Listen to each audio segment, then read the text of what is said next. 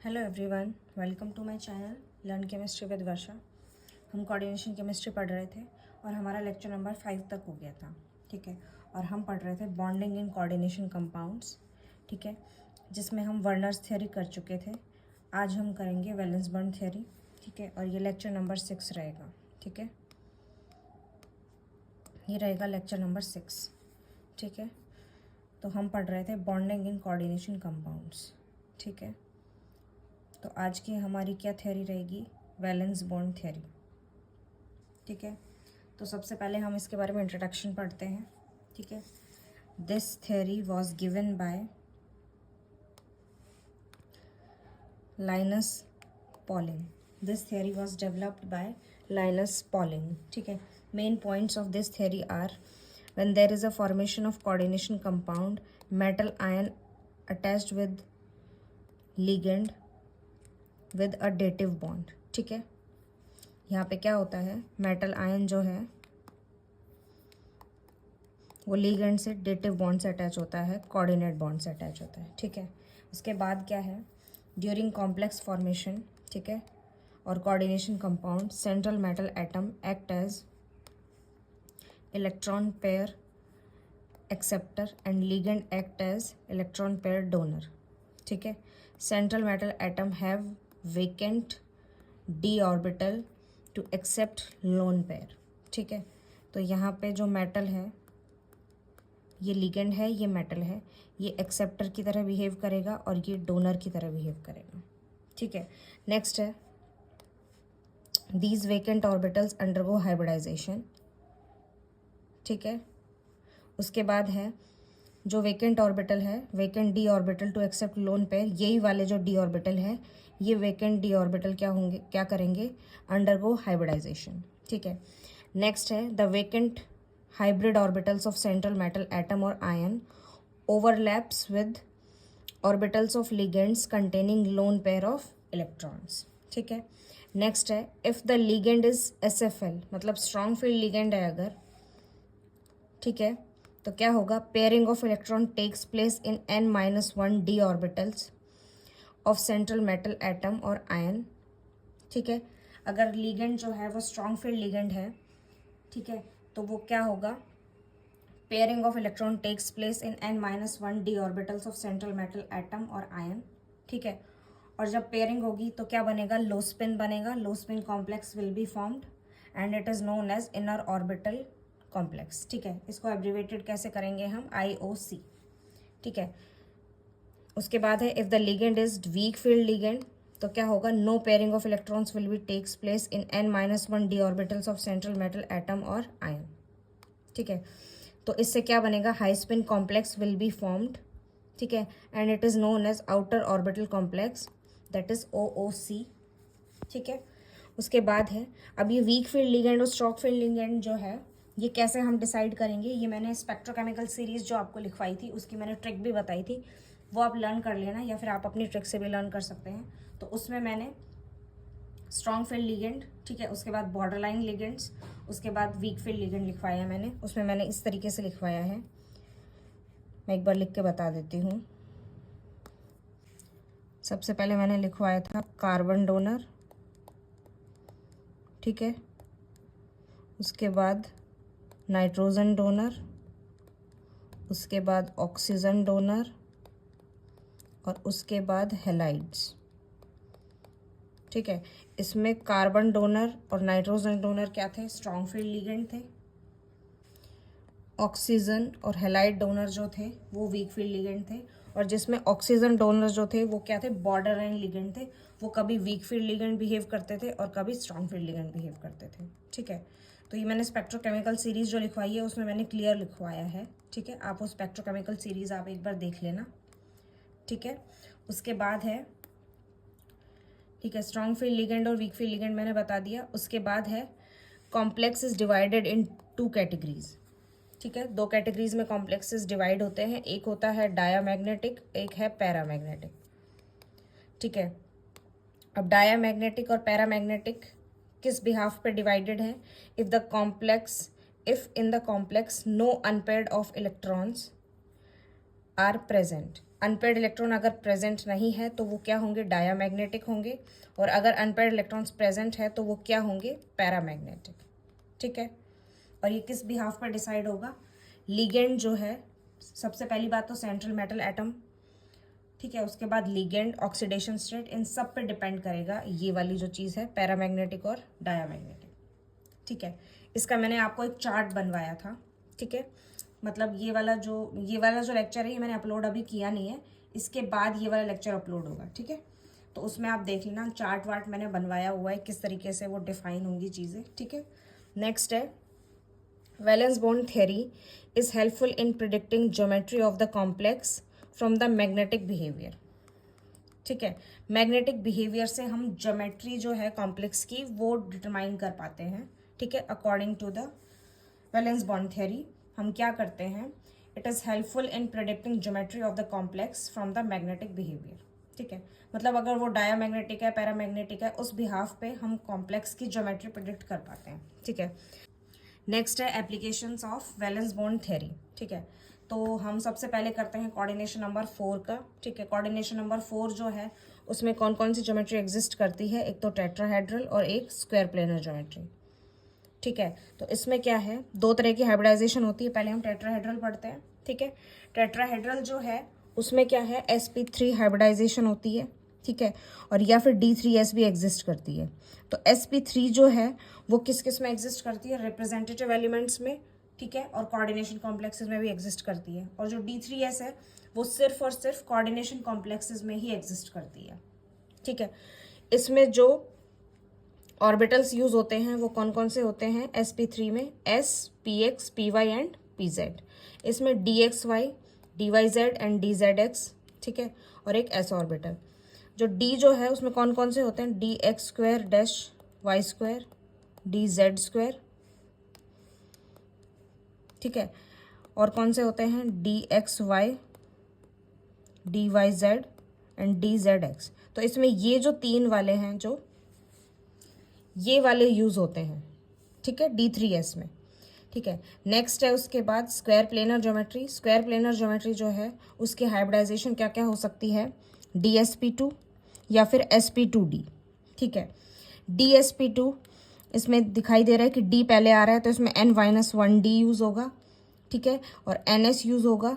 ठीक है, और np यूज होगा। ठीक है, और sp2d में कौन कौन यूज होगा, ns, np एंड nd।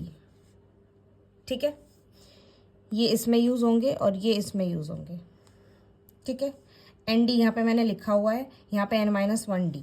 ठीक है, और इसमें जो ऑर्बिटल्स यूज होंगे वो कौन कौन से यूज होंगे, dx square dash y square, s, px, py and s। ठीक है, और इसमें s, px, py and dx square dash y square. ठीक है, इसमें ये n-1 वाला है, n-1d, ns, np। ठीक है, और इसमें s, ns, np and nd। ठीक है, डिफरेंस इसमें सिर्फ इनर ऑर्बिटल यूज होगा इसमें, और इसमें आउटर ऑर्बिटल यूज होगा। ठीक है, अब नेक्स्ट है bonus information, triple bonus information जो है इसको आप नोट्स में ज़रूर ऐड कर लेना और इम्पॉर्टेंट मार्क ज़रूर कर देना। इम्पॉर्टेंट एंड बोनस इन्फॉर्मेशन, मेरी जितनी भी बोनस इन्फॉर्मेशन है उनमें से क्वेश्चन ज़रूर आता है। ठीक है, तो आप इनको ऐड करते हुए चलना। ठीक है, या फिर स्क्रीनशॉट ले सकते हैं आप। ठीक है, इसमें क्या है, टेट्राहेड्रल कॉम्प्लेक्स जो है, जो कोऑर्डिनेशन नंबर 4 है, जो हम कोऑर्डिनेशन नंबर 4 पढ़ रहे हैं, कोऑर्डिनेशन नंबर 4। ठीक है, इसमें दो तरह की ज्योमेट्री एग्जिस्ट करती है, एक है टेट्राहेड्रल और एक है स्क्वायर प्लेनर। ठीक है, उसके बाद टेट्राहेड्रल ज्योमेट्री जो होती है वो इस तरीके से बनती है, स्क्वायर प्लेनर ज्योमेट्री इस तरीके से बनती है। ठीक है, टेट्राहेड्रल ज्योमेट्री जो है उसमें क्या है, जो एंगल है थीटा वो कितना होता है, 109 डिग्री 28 मिनट्स। ठीक है, और स्क्वायर प्लेनर ज्योमेट्री जो होती है उसमें होता है 90 डिग्री का एंगल। ठीक है, अब ये ज्योमेट्री कब कब बनती है। ठीक है, इससे पहले हम क्या पढ़ते हैं कि ये जो होती है ये स्टेरिकली स्टेबलाइज्ड होती है। ठीक है, ये इलेक्ट्रॉनिकली स्टेबलाइज्ड होती है। स्टेरिकली स्टेबलाइज्ड का मतलब क्या है कि इसमें स्टेरिक हिंड्रेंस नहीं होती। ठीक है, क्राउडिंग नहीं होती, मतलब जो एंगल है वो रूम टेम्परेचर पे कितना होता है 109 डिग्री 28 मिनट। सारे एंगल, ये एंगल भी, ये एंगल भी, ये भी, ठीक है, सारे एंगल इसमें कितने होते हैं 109 डिग्री 28 मिनट्स, ठीक है। तो ये स्टेरिकली स्टेबलाइज्ड होता है, लेकिन इसकी CFSE जो होती है, क्रिस्टल फील्ड स्टेबलाइजेशन एनर्जी जो होती है वो कम होती है, ठीक है। अब ये CFSE वगैरह जो है ये हम आगे लेक्चर में पढ़ेंगे, ठीक है। जब हम क्या पढ़ेंगे, क्रिस्टल फील्ड थ्योरी पढ़ेंगे तब हम पढ़ेंगे। इसमें मैंने इसमें जस्ट ऐसे ही एक बोनस इन्फॉर्मेशन के तौर पे इसमें ऐड कर दिया है। बाकी CFSE और ये स्टेरिकल स्टेबलाइजेशन, इलेक्ट्रॉनिकली स्टेबलाइजेशन ये हम बाद में पढ़ेंगे, ठीक है। तो इसमें क्या है, क्या पढ़ा है हमने, लेस CFSE। ये क्या है, इलेक्ट्रॉनिकली स्टेबलाइज्ड होती है, लेकिन इसकी CFSE ज़्यादा होती है, ठीक है। इसमें क्या है, इलेक्ट्रॉनिकली स्टेबलाइज्ड जो है वो कैसे है कि इसकी CFSE मतलब इलेक्ट्रॉन्स का जो अरेंजमेंट है वो इस तरीके से होता है कि इसकी CFSE ज़्यादा आती है, ठीक है। लेकिन ये स्टेरिकली स्टेबलाइज्ड क्यों नहीं होती, क्योंकि इसमें जो एंगल है वो 90 डिग्री है, ठीक है। मतलब जो ग्रुप्स लगे हुए हैं वो कंप्लीटली अच्छे तरीके से ये स्टेबलाइज नहीं हो पाते, मतलब उनमें कुछ ना कुछ बल्कीनेस होती है, या फिर हम कह सकते हैं कि उनमें स्टेरिक क्राउडिंग होती है, ठीक है। लेकिन टेट्राहेड्रल में ऐसा नहीं होता है। तो किसी केस में ये एग्जिस्ट करती है, किसी केस में ये एग्जिस्ट करती है। तो ये कब कब एग्जिस्ट करती है ये मैं बताती हूँ आपको। आप मस्ट रिटेन लिख के ये अपने नोट्स में ऐड कर लीजिए। Must written, if CFSE is dominant then square planar geometry is obtained, ठीक है। अगर यहाँ पे CFSE मतलब क्रिस्टल फील्ड स्टेबलाइजेशन एनर्जी अगर डोमिनेंट है तो क्या होगा, स्क्वायर प्लेनर ज्योमेट्री एग्जिस्ट करेगी, ठीक है। इन केस ऑफ, और ये कब होगा, स्क्वायर प्लेनर ज्योमेट्री कब होगी, मतलब CFSE जो है वो डोमिनेंट कब करेगी, तब हम D8 और D9 कॉम्प्लेक्स लेंगे, ठीक है। D8 and D9 electronic configuration with strong field ligand, ठीक है, SFL। तो CFSE is dominant factor, so square planar geometry is exist, ठीक है। ये वाली चीज आप नोट्स में ऐड कर लेना। ट्रिपल बोनस इन्फॉर्मेशन जो है ये आप नोट्स में जरूर ऐड कर लेना। ये वाला एक बार मैं आपको यहाँ पे ऐसे एक बार पॉज करके देती हूँ, आप यहाँ पे स्क्रीनशॉट ले लीजिए एक बार, ठीक है। अब नेक्स्ट पे चलते हैं, कॉन्सेप्ट ऑफ कोऑर्डिनेशन नंबर 4। अब हम कोऑर्डिनेशन नंबर 4 का कॉन्सेप्ट पढ़ते हैं, ठीक है। तो हमारे पास NS जो ये क्या होता है, कॉम्प्लेक्स जो होता है, मतलब सेंट्रल मेटल एटम जो होता है, सेंट्रल मेटल एटम, इसमें क्या होता है, D इलेक्ट्रॉन्स होते हैं, N-1D होता है और NS इलेक्ट्रॉन्स होते हैं, ठीक है। तो इसकी जो ज्योमेट्री जो होती है वो D पे डिपेंड करती है, ठीक है, D ऑर्बिटल्स पे। तो मैंने D0 से और D10 तक लिखा हुआ है, ठीक है। इसमें क्या होगा, ये जो टेबल है, ये जो मैंने चार्ट बनाया हुआ है, ये चार्ट आप इसका स्क्रीनशॉट ले लीजिए पहले तो, ठीक है, और उसके बाद मैं एक्सप्लेन करती हूँ, ठीक है। मैं अब एक्सप्लेन करती हूँ। इसमें D0, D1 और D2 अगर केस आ रहा है तो उसमें क्या होगा, N-1D electrons plus NS electrons use होंगे, ठीक है। और हाइब्रिडाइजेशन क्या होगी इसकी, D3S, ठीक है। और ऑर्बिटल्स कौन से यूज होंगे, DXY, DYZ, DZX and S, ठीक है। और अगर D3 से D7 यूज होता है अगर, तो उसमें क्या होगा, sp3 हाइब्रिडाइजेशन होगी, S, PX, PY and PZ।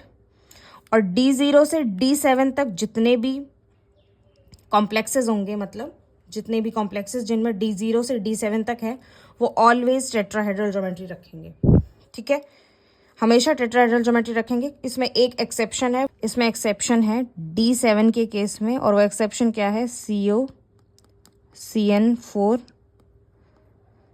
2 negative, ठीक है। यहाँ पे क्या होगा, DsP2 हाइब्रिडाइजेशन होगी, ठीक है, और स्क्वायर प्लेनर ज्योमेट्री होगी। सिर्फ ये एक एक्सेप्शन है, बाकी अगर D0 से D7 आपको मिलता है तो हम क्या बोलेंगे, ऑलवेज टेट्राहेड्रल ज्योमेट्री, ठीक है। उसके बाद है D10 कॉन्फ़िगरेशन अगर होगा तो उसमें भी क्या होगा, sp3 हाइब्रिडाइजेशन होगी और ऑलवेज टेट्राहेड्रल ज्योमेट्री होगी, ठीक है। उसके बाद मेन जो खेल है वो सारा किसका है, D8 और D9 का, ठीक है। अब इसमें हम देखते हैं जो कॉम्प्लेक्स है उसका टाइप जो होगा, जनरल जो उसका टाइप है वो क्या होगा, ML4 ± N, ठीक है। इसमें दो ज्योमेट्री एग्जिस्ट करेंगी, वही टेट्राहेड्रल और स्क्वायर प्लेनर। ठीक है, अब क्या होगा, चेक सेंट्रल मेटल एटम। सबसे पहले हम क्या करेंगे, इसमें सेंट्रल मेटल एटम चेक करेंगे। ठीक है, central metal atom 3D series का भी हो सकता है और 4D सीरीज का भी हो सकता है और 5D सीरीज का भी हो सकता है। तो हम दो जगह कैटेगराइज करेंगे, एक तो 3D सीरीज और एक 4D एंड 5D सीरीज। ठीक है, तो अब हम क्या करेंगे, ये चेक कर लिया। अगर जैसे 3D सीरीज का है, उसके बाद हम क्या करेंगे, check the type of ligand. Ligand का टाइप चेक करेंगे हम। ठीक है, कि वो स्ट्रॉन्ग फील्ड लिगेंड है या वीक फील्ड लिगेंड है। ठीक है, स्ट्रॉन्ग फील्ड लिगेंड है अगर तो स्क्वायर प्लेनर ज्योमेट्री होगी, वीक फील्ड लिगेंड है अगर तो टेट्राहेड्रल ज्योमेट्री होगी। ठीक है, उसके बाद स्क्वायर प्लेनर ज्योमेट्री हमने डिसाइड कर ली। अब अगर D8 कॉन्फ़िगरेशन है तो DsP2 हाइब्रिडाइजेशन होगा, और D9 कॉन्फ़िगरेशन अगर है तो sp2d हाइब्रिडाइजेशन होगा। ठीक है, इसमें Nd यूज होगा और इसमें क्या यूज होगा, N-1d। ठीक है, इसमें इनर ऑर्बिटल यूज होगा, इसमें आउटर ऑर्बिटल यूज होगा। फिर उसके बाद 4D और 5D सीरीज अगर है तो वो ऑलवेज स्क्वायर प्लेनर ज्योमेट्री होगी। उसमें आपको सोचना ही नहीं है, चाहे वीक फील्ड लिगेंड है चाहे स्ट्रॉन्ग फील्ड लिगेंड है, कोई भी लिगेंड हो सकता है, लेकिन हमें हमेशा स्क्वायर प्लेनर ज्योमेट्री कंसिडर करना है उसको। ठीक है, और एक और चीज़ क्या ध्यान रखनी है कि अगर D8 कॉन्फ़िगरेशन है तो DsP2 हाइब्रिडाइजेशन, और D9 कॉन्फ़िगरेशन अगर है तो sp2 हाइब्रिडाइजेशन। ठीक है, नेक्स्ट है, it's time for problem practice. इसमें फर्स्ट एग्जाम्पल है NiCl4 2 नेगेटिव। ठीक है, तो फर्स्ट एग्जाम्पल हम सॉल्व करते हैं। सबसे पहले इसमें क्या देखते हैं हम, इसका कोऑर्डिनेशन नंबर क्या है, कोऑर्डिनेशन नंबर है 4। ठीक है, तो अब इसकी दो ज्योमेट्री एग्जिस्ट कर सकती हैं, मतलब दो पॉसिबिलिटीज़ हैं इसकी, या तो टेट्राहेड्रल होगा ये, या फिर क्या होगा, स्क्वायर प्लेनर। ठीक है, अब हम डिसाइड करते हैं। सबसे पहले तो जो मैंने चार्ट बनवाया है उसके अकॉर्डिंग हम देखते हैं सबसे पहले ये कौन सा सिस्टम है। तो सबसे पहले हम क्या करेंगे, इसकी ऑक्सीडेशन स्टेट फाइंड आउट करेंगे। इसकी ऑक्सीडेशन स्टेट आएगी +2। ठीक है, और ये कौन सा सिस्टम हो गया, D8। ठीक है, D8 सिस्टम है अगर, अब हम क्या चेक करेंगे, check the nature of metal. D8 system है, इस टाइप का कॉम्प्लेक्स है। ठीक है, इसमें टेट्राहेड्रल या फिर स्क्वायर प्लेनर ज्योमेट्री हो सकती है। अब हम check the nature of central metal atom check करेंगे, तो ये कौन सा है, 3D सीरीज का। ठीक है, अब हम इसमें क्या चेक करेंगे, check the nature of ligand.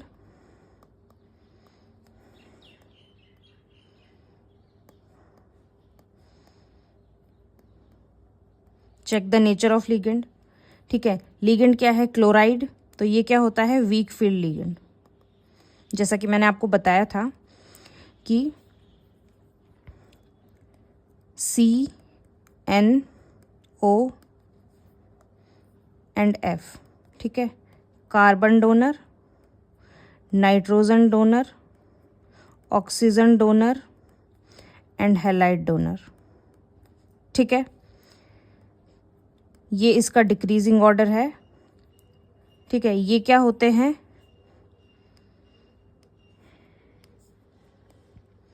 Strong field ligand.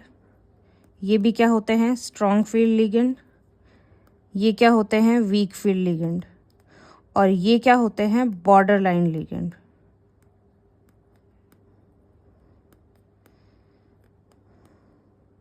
ठीक है, ये कभी कभी वीक बिहेव करते हैं और कभी कभी स्ट्रॉन्ग बिहेव करते हैं। ठीक है, वो केस वाइज देखेंगे हम कि कब स्ट्रॉन्ग बिहेव करेंगे और कब वीक बिहेव करेंगे। तो ये क्लोराइड जो है, यहाँ पे आप एक बार F ना लिख के हेलोजन लिख लेना। ठीक है, तो इसमें क्लोराइड जो है हेलोजन में आता है, तो ये कैसा है, वीक फील्ड लिगेंड है। ठीक है, ये आप एक बार नोट कर लीजिए, उसके बाद मैं इसको रब कर देती हूँ। चलो ठीक है, मैं रब कर देती हूँ इसको। तो इसमें क्या होगा, ये कैसा है, वीक फील्ड लिगेंड है। तो वीक फील्ड लिगेंड अगर है तो क्या होगा, पेयरिंग नहीं होगी। हमने क्या पढ़ा था यहाँ पे,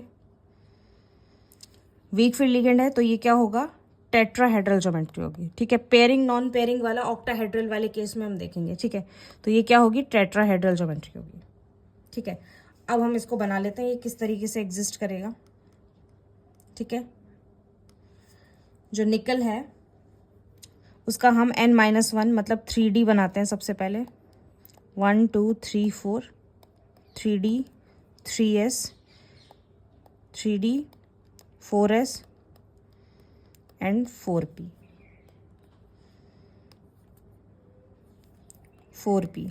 ठीक है, और ये कैसा सिस्टम है? D8।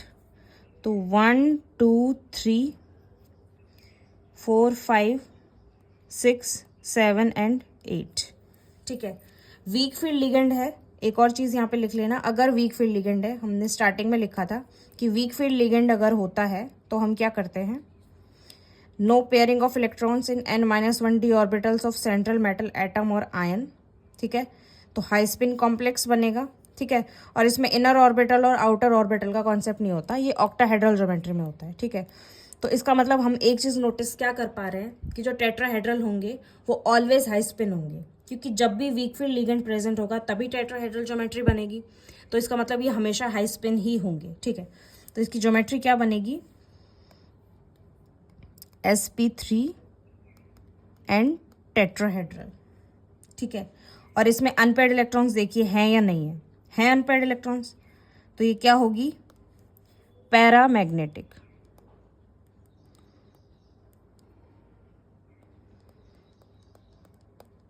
ठीक है, और इसको हम आउटर ऑर्बिटल कॉम्प्लेक्स बोल सकते हैं वैसे, लेकिन वैसे मेनली ये ऑक्टाहेड्रल ज्योमेट्री में ही होता है, तो फिर भी आप इसको लिख लीजिए आउटर ऑर्बिटल कॉम्प्लेक्स। ठीक है, नेक्स्ट एग्जाम्पल है NiCN4 2 नेगेटिव। ठीक है, ये कौन सा सिस्टम है, D7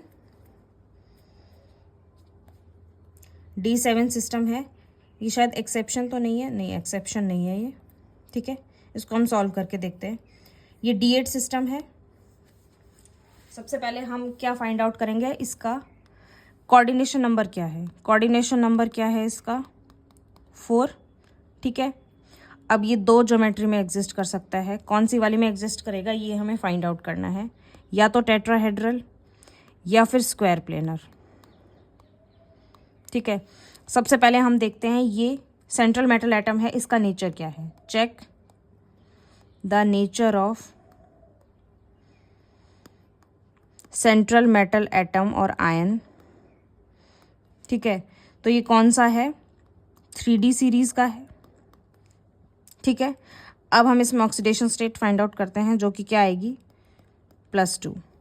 तो ये क्या हो जाएगा, D8 सिस्टम। ठीक है, अब D8 सिस्टम है तो अब हम क्या करेंगे, check the nature of ligand. Check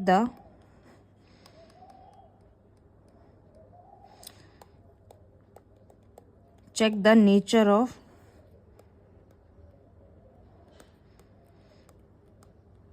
ligand. ठीक है, तो ये कैसा है, स्ट्रॉन्ग फील्ड लिगेंड है, क्योंकि कैसा है, कार्बन डोनर और नाइट्रोजन डोनर में से कोई सा एक है। ठीक है, तो ये कार्बन डोनर है। अगर ये NC होता तो क्या होता, नाइट्रोजन डोनर। ये CN है तो इसका मतलब ये कार्बन डोनर है, तो ये क्या हो जाएगा, SFL स्ट्रॉन्ग फील्ड लिगेंड। और जहाँ पे स्ट्रॉन्ग फील्ड लिगेंड आता है वहाँ पे क्या ज्योमेट्री होती है, स्क्वायर प्लेनर ज्योमेट्री। ठीक है, अब हम इसकी हाइब्रिडाइजेशन और ये सब लिखते हैं, किस तरीके से होगा ये।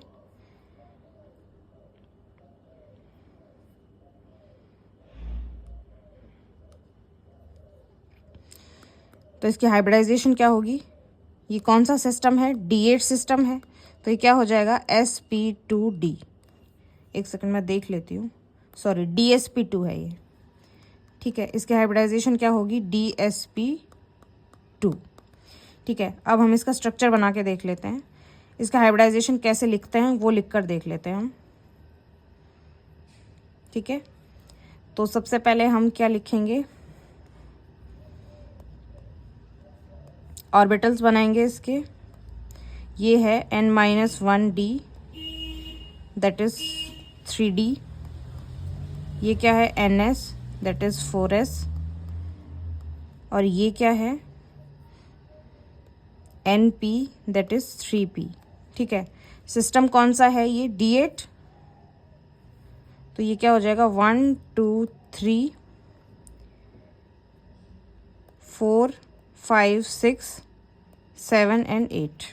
ठीक है, अब यहाँ पे क्या होगा, पेयरिंग हो जाएगी क्योंकि स्ट्रॉन्ग फील्ड लिगेंड है। और इसके हाइब्रिडाइजेशन क्या बनेगी, DsP2, DsP2। ठीक है, और अब इसमें क्या है, अनपेयर्ड इलेक्ट्रॉन्स एक भी नहीं है, तो ये क्या हो जाएगा, डायामैग्नेटिक।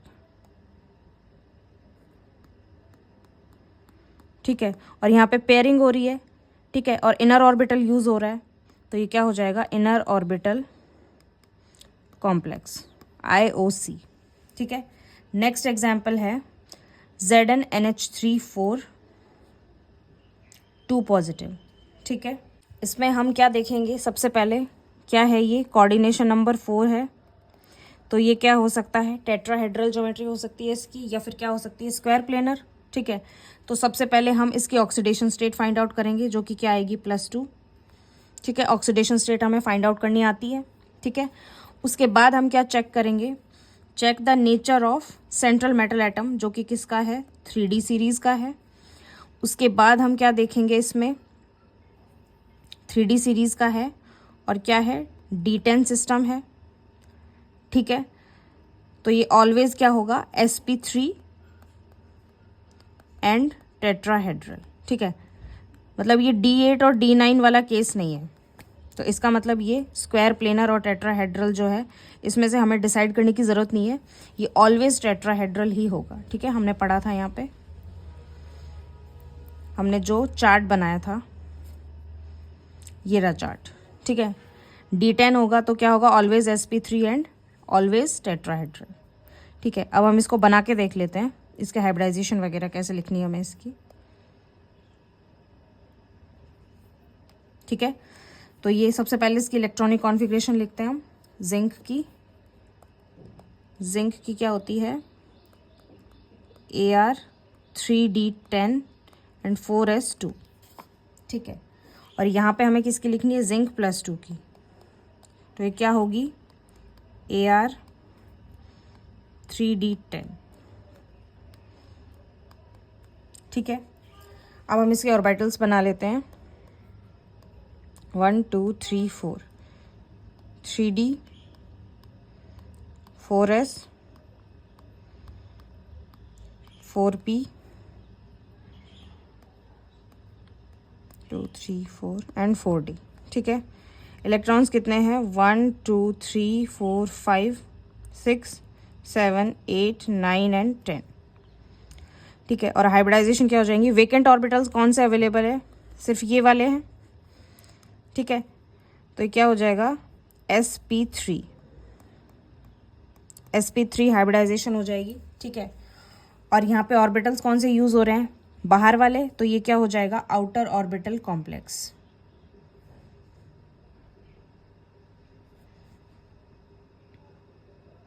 एक सेकेंड, इसमें आउटर ऑर्बिटल, जो टेट्राहेड्रल ज्योमेट्री होती है ना, उसमें हम आउटर ऑर्बिटल और इनर ऑर्बिटल वाला जो कॉन्सेप्ट है वो यूज़ नहीं कर पाएंगे।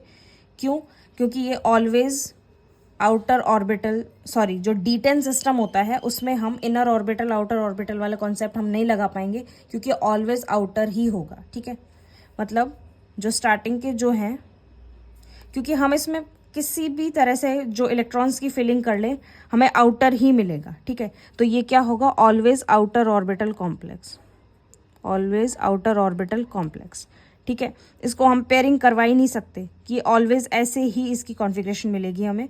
ठीक है, जैसे D3 D4 D5 D6 D7, ये तो इस तरह के, इनमें हम पेयरिंग करवा भी सकते हैं, नहीं भी करवा सकते। ठीक है, वो लिगेंड पे और सेंट्रल मेटल एटम के ऑक्सीडेशन स्टेट पे, इन सब पे डिपेंड करेगा। ठीक है, लेकिन इसमें तो ये हम पेयरिंग करवाएं ना करवाएं, इसी तरीके का कॉन्फ़िगरेशन मिलेगा हमें, तो ये ऑलवेज क्या होगा, आउटर ऑर्बिटल कॉम्प्लेक्स। ठीक है, और इसमें अनपेयर्ड इलेक्ट्रॉन एक भी नहीं है, तो ये क्या हो जाएगा, डायामैग्नेटिक। ठीक है, नेक्स्ट एग्जाम्पल है, ये मेटल कार्बोनिल है, इसको लिख लीजिए आप एक बार, ये क्या है, मेटल कार्बोनिल। ठीक है, तो उसके बाद हम सबसे पहले, ये कोऑर्डिनेशन नंबर 4 है। ठीक है, check the nature of central metal atom, 3D series, check the nature of ligand, strong field ligand, ठीक है। लेकिन यहाँ पे क्या है, स्ट्रॉन्ग फील्ड लिगेंड है तो क्या हो जाएंगे, इलेक्ट्रॉन पेयर हो जाएंगे, ठीक है। तो हम इसकी वो बनाते हैं, ऑर्बिटल जो है वो बनाते हैं इसके 1 2 3 4 1 2 3 4 एंड 5।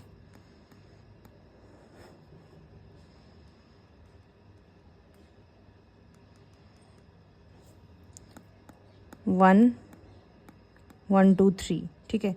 ये 3D है, ये 4s है, ये 4p है, ठीक है।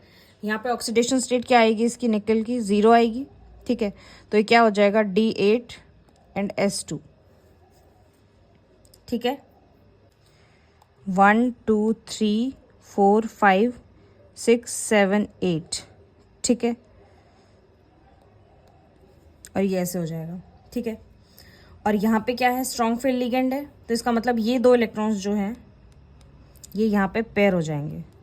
तो हाइब्रिडाइजेशन क्या हो जाएगी, sp3 हाइब्रिडाइजेशन हो जाएगी। स्ट्रक्चर क्या हो जाएगा इसका, सॉरी ज्योमेट्री क्या हो जाएगी इसकी, टेट्राहेड्रल, ठीक है। और हम क्या लिखेंगे,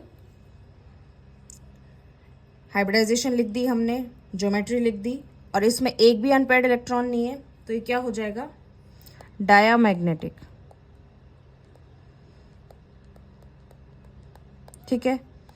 और क्या हो जाएगा, आउटर ऑर्बिटल कॉम्प्लेक्स, ठीक है। नेक्स्ट है CuNH3 4+2। अब यहाँ पे कॉपर की ऑक्सीडेशन स्टेट क्या हो जाएगी, कॉपर +2, ठीक है, D9। अब ये D9 है, मतलब D8 और D9 वाला केस है। तो इसमें सबसे पहले हम क्या देखेंगे, check the nature of central metal atom. Central metal atom यहाँ पे कौन सा है, 3D सीरीज का है, ठीक है। और लिगेंड जो है वो कैसा है, SFL, स्ट्रॉन्ग फील्ड लिगेंड है। इसका मतलब क्या होगा, पेयरिंग होगी। और कॉम्प्लेक्स कैसा होगा, स्क्वायर प्लेनर, ठीक है। और हाइब्रिडाइजेशन क्या होगी, D9 है तो sp2d, ठीक है। sp2d, ये बाहर वाला ऑर्बिटल यूज हो रहा है तो ये क्या होगा, आउटर ऑर्बिटल कॉम्प्लेक्स, ठीक है। अब हम इसके हाइब्रिडाइजेशन और ये सब लिखते हैं, कैसे लिखना है हमें, 1 2 3 4 5 1 1 2 3 1 2 3 4 एंड 5, ठीक है। ये हो जाएगा 3D 3s 4s 4p and 4d, ठीक है। अब इसके इलेक्ट्रॉन्स की फिलिंग हम D9 है ना, यहाँ पे D9 सिस्टम है, 1 2 3 4 5 6 7 8 एंड 9, ठीक है। तो क्या हो जाएगा, sp2 एंड d, sp2d, ठीक है। और यहाँ पे अनपेयर्ड इलेक्ट्रॉन्स प्रेजेंट है तो ये क्या हो जाएगा, पैरामैग्नेटिक,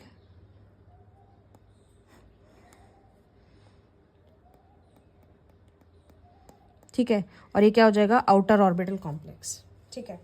तो ये कंप्लीट हो गया। अब यहाँ पे मतलब मैंने कोऑर्डिनेशन नंबर 4 का करवा दिया, कोऑर्डिनेशन नंबर 4, ठीक है। ऐसे ही कोऑर्डिनेशन नंबर 6 होगा। कोऑर्डिनेशन नंबर 6 का मैंने लेक्चर ऑलरेडी बनाया हुआ है, ठीक है। उसको भी मैं अपलोड कर दूंगी। पहले मैं इसको अपलोड करूंगी। ये लेक्चर नंबर कौन सा था, एक बार मैं चेक कर लेती हूँ। ये था लेक्चर नंबर 6, ठीक है। इसके बाद मैं लेक्चर नंबर 7 अपलोड कर दूंगी। तो ये ऑलमोस्ट कंप्लीट होने ही वाला है, ठीक है। इसके बाद CFT है और उसके बाद स्पेक्ट्रोकेमिकल सीरीज और वो सब है उसमें।